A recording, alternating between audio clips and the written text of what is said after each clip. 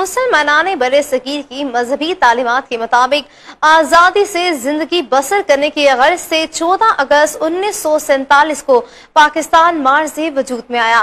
اگست میں 26 سے زائد ممالک کو آزادی نصیب ہوئی۔ مزید جانتے ہیں کوٹ چھٹا سے شاہد خان جوانی کی اس رپورٹ میں۔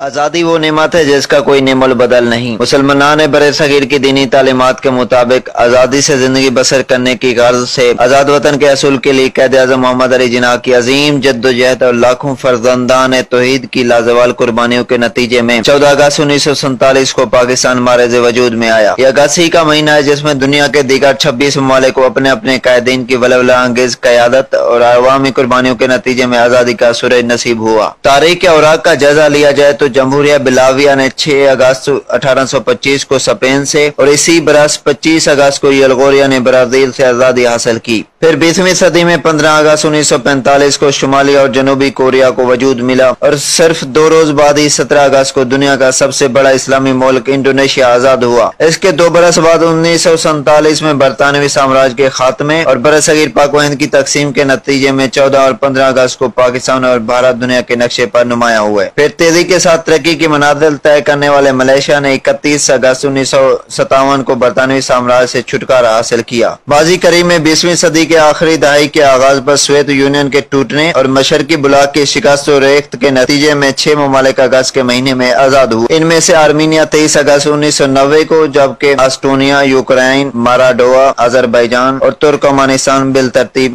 20، 24، 27، 30 اور 31 اگست 1997 کو آزاد ہوئے۔ 22 اگست میں آزادی حاصل کرنے والے بیشتر ممالک نے تیز ترقی کی روشن مثالیں قائم کی۔ بے پناہ خداداد وسائل کے ہم تیزی سے تنزلی کی طرف گامزن ہیں۔ کیمرہ مین ٹیم کے ساتھ شاہد خان جلوانی، کوہ نور نیوز، کوٹ